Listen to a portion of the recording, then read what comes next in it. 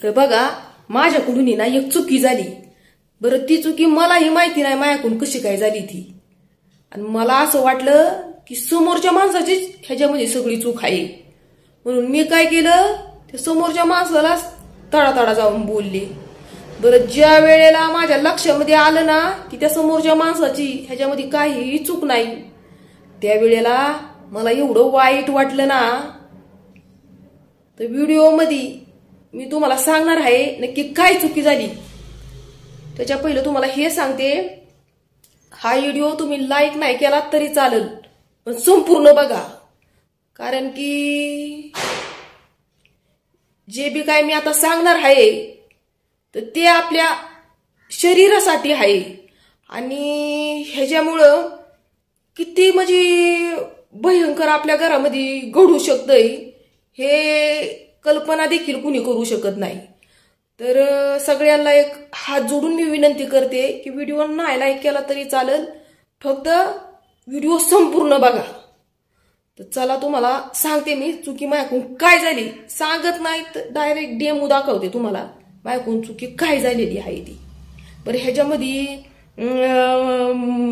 माझी चुकी आहे का नक्की कोणाची आहे ती तुम्ही कमेंटद्वारे सांगा बरं का मला तुम्हाला दाखवते थांबा तर हे बघा आता तुम्ही म्हणता हा डबा कशाला घेतलाय तर जो डेमो तुम्हाला दाखवायचा आहे त्यासाठी डबा लागणार आहे कारण मी लय प्रयत्न केला कॅमेरावरती नेण्याचा दिसणं म्हणजे लय मुश्किल होत होतं म्हणजे जे कॅमेऱ्यात दाखवायचं या तेच दिसत नव्हतं मग त्यामुळे मला हा डबा घ्यायला लागला तर हे बघा हे आपलं मीठ आहे तर हे मीठ कसलं आहे की टाटाचं मीठ आहे हे बघा हे असले जे आपल्या रोजच्या नॉर्मल जेवणामध्ये असते आणि मिठाशिवाय आपल्या जेवणामध्ये म्हणजे कुठल्याच जेवणाला भाजीला म्हणा आणि चपात्याला म्हणा चव येत नाही तर हे मीठ प्रत्येकाच्या घरामध्ये असते आता तुम्ही कुठलं मीठ वापरताय हे नक्की कमेंट मध्ये मला सांगा तर पहिले मी टाटाचंच वापरत होते बरं का मीठ पण झालं असं माझी एक मैत्रीण काय म्हणली की सेंदा मीठ वापर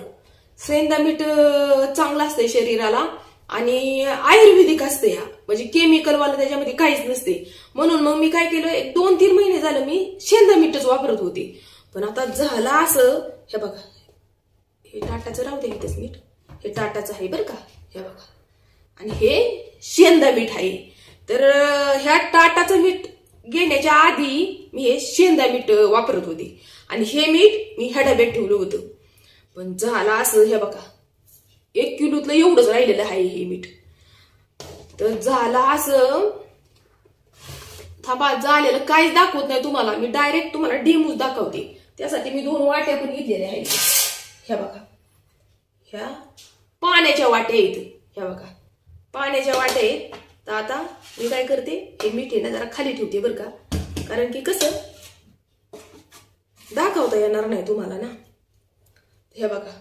पाण्याच्या वाटे तर ह्याच्यामध्ये काहीच नाही बरं काय बघा स्वच्छ पाणी आहे दोन्ही पण वाट्यांमध्ये असं स्वच्छ पाणी चांगलं प्यायचं स्वच्छ पाणी मी घेतलेलं आहे प्यायचं नाही म्हणजे पेत नाही आम्ही पाणी पण चांगलं स्वच्छ पाणी आहे म्हणजे गाळबीळ ह्याच्यामध्ये काहीच नाही अजिबात चांगलं कॉर्पोरेशनचं पाणी आहे हे बघा नळाचं आहे हे वापरायचं आहे पिण्यासाठी आमचं दुसरं पाणी असते तर हे बघा हे आपलं सेंदा मीठ आहे तर हे 1 चमचा मी ह्याच्यामध्ये टाकते या पाण्यामध्ये आता हा चमचा मी घेत नाही बरं का हा चमचा मी ठेवून देते शेंदा मिठाचा टाकलाय बरं का 1 चमचा आणि हा आपला जे आपण बरेच जण म्हणजे सगळेच जण आपण हे मीठ वापरतो आणि आता नवीन जे निघालेलं आहे हे मीठ शेंदा मीठ तर हे बिना केमिकलचं माणसं वापरतात जसं की मला पण असं माझ्या मैत्रिणीने सांगितलं होतं बरं का की शेंदा मीठ बिना केमिकलचं असते ह्याच्यामध्ये हा चमचा पहिला ह्या बघा ह्याच्यामध्ये पण मी असा 1 चमचा टाकते हे बघा आता हे दोन्ही पण मीठ आपण चांगलं विरघळूया दोन्ही पण मीठ आपण चांगलं विरघळूया आता ह्यासाठी पण मी 1 नवीन चमचा घेते कारण की कसं एका मिरीच्या ह्याच्यामध्ये जायला नको परत मी काय सांगते ना तुमच्या लक्षामध्ये येणार नाही हे बघा तुम्हाला असं असं वाटेल मी आता कॅमेरा बंद केला असता, म्हणजे व्हिडिओ बंद केला असता स्टॉप, की आणि हे विरघळल्यानं जे आहे हे विरघळल्यानं नंतर दाखवलं असतं, म्हणजे जॉईन केला असता व्हिडिओ. पण तुमच्या समोरच ह्या सगळ्या गोष्टी मी दाखवणार आहे. तर झालेला असं बरं का, ते पण सांगते मी तुम्हाला काय झालेलं ते. आता ह्याला एक 5-6 मिनिटं तरी लागतील बरं का विरघळायला ह्याला 5-6 मिनिटं तरी लागतील. अरे हे लवकर विरघळत नाही ना, मीठ म्हणल्यावरती लवकर नाही विरघळत. तर बघा झालं असं की जे हे शेंदा मीठ जी मी वापरत होते तर त्याचं झालं असं जवळजवळ 1 महिना, मी 1 ते 1.5 महिना हे मीठ मी वापरलं. हे बघा हे मीठ झालंय काय ना, ते विरघळसपर्यंत मी तुम्हाला सांगते स्टोरी त्याची काय झाली ती. तर बघा हे मीठ आहे ना, मी 1 ते 1.5 महिना वापरत होते. चपात्यात टाकायचे, अजून आपलं भाजीत, म्हणजे ज्याला आपल्या घरामध्ये चवीशिवाय काय मीठच एक असं असतंय की त्याच्यामुळे सगळ्या जेवणाला चव येते.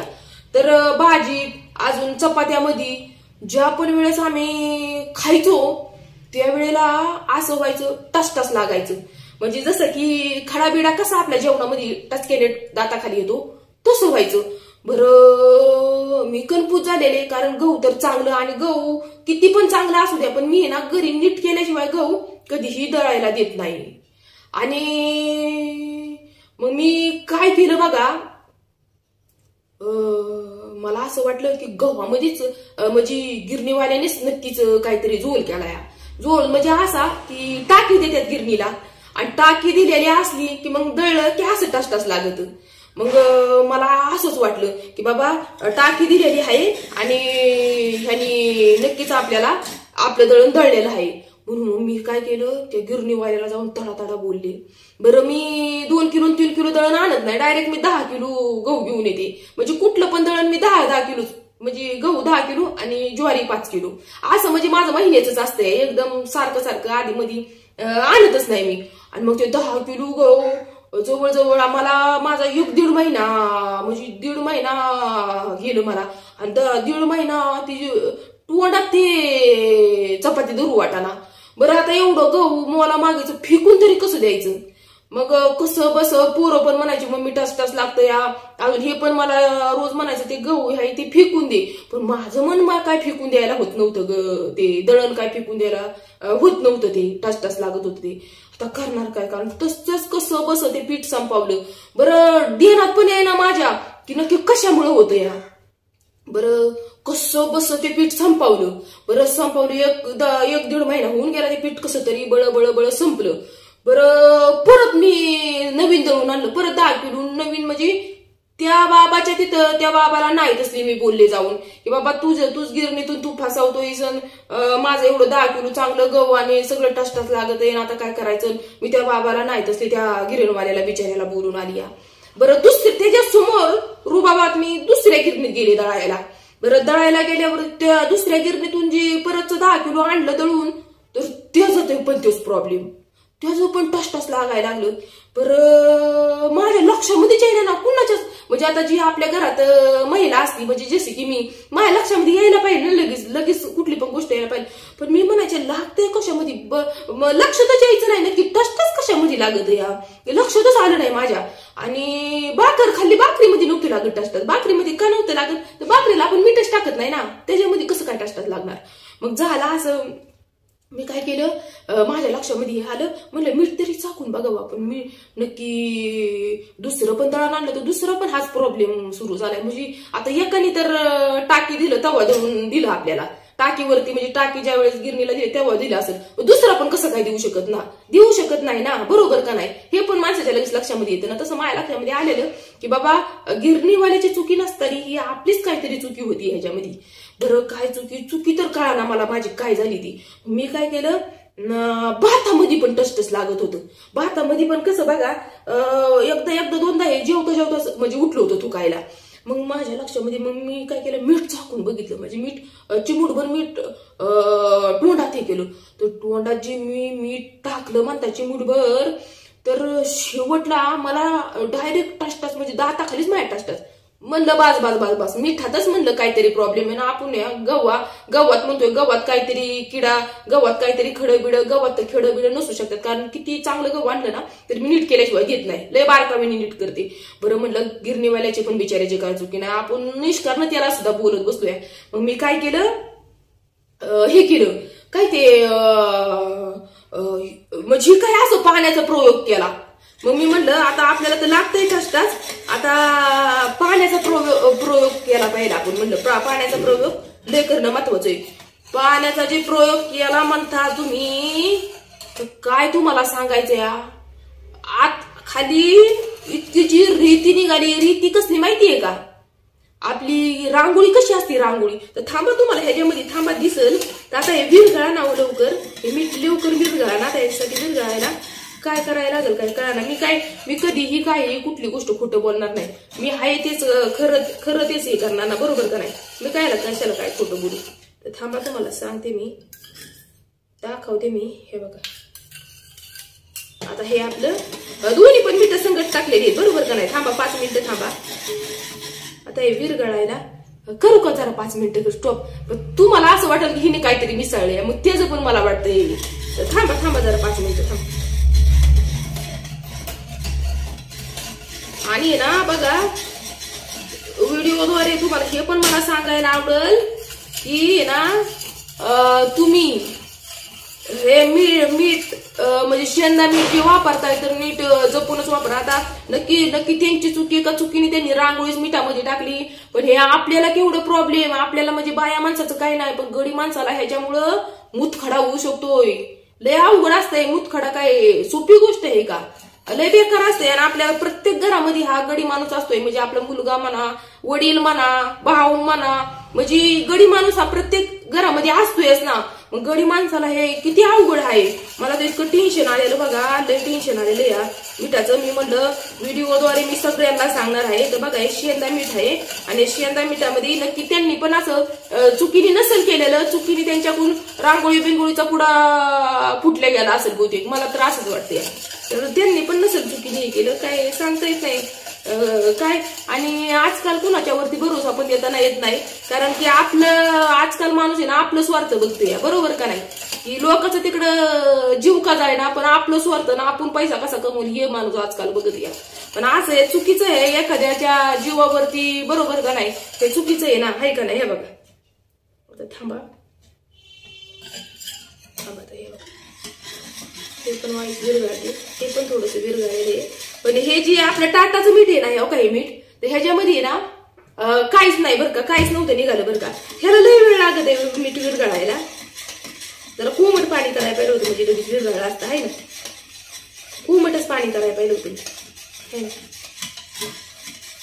थांबा, तुम्हाला दाखवते ह्याच्यामध्ये. हे बघा, दोन्ही पण मीठ मी संघच टाकली होती, बरोबर का नाही. दोन्ही पण मीठ मी संघच टाकली होती. तर हे बघा, थांबा, आता बऱ्यापैकी विरघळलेलं आहे. हे बघा, टाटाचं जे मीठ आहे आपलं, हे बघा, हे टाटाचं होतं आणि हे आपलं ह्याचं आहे काय ते जे सेंदा मीठ आहे का हे बघा.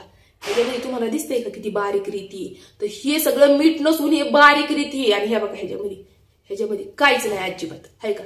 टाटाचं मीठ सगळं विरघळलेलं आहे. हे बघा, ह्याच्यामध्ये काहीच नाही. ओतू का आता पाणी, थांबा ओतते मी पाणी आता. हे बघा, ओतते. आणि हे बघा, आतमध्ये काहीच नाही. हे बघा, आणि हे जे आहे ना ह्याच्यामध्ये ना लय हे निघालेलं आहे बरं का. ही रीती आहे, सगळी रीती आहे. म्हणजे आपली रांगोळी कशी असते तशा प्रकारची रीती आहे. थांबा, तुम्हाला दाखवते. थांबा, हे बघा, रांगोळी कशी असते तशा प्रकारची रीती आहे. हे बघा, ह्याच्यामध्ये आहे ना, हे बघा, ह्याच्यामध्ये काहीच नाही अजिबात, सगळं स्वच्छ वाटी आहे. पण ह्याच्यामध्ये बघा किती रीती निघाली. हे बघा, ही रीती आहे. आणि हे ना, ही आहे ना सगळी रीती. हे बघा, हाय का.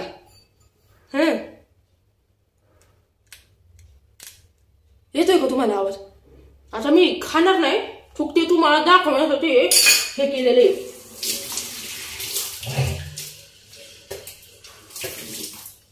तर तुम्हाला दाखवण्यासाठी मी हे केलेले, खाल्लेले. मी काय खाणार नाही आता, रगडकी 1-1.5 महिना खाल्ली रीती. हे बघा, हे बघ हाय का, ही सगळी आहे ना मीठ नसून ही सगळी रीती आहे. म्हणजे जशी की रांगोळी रीती असते ना तशी रीती आहे.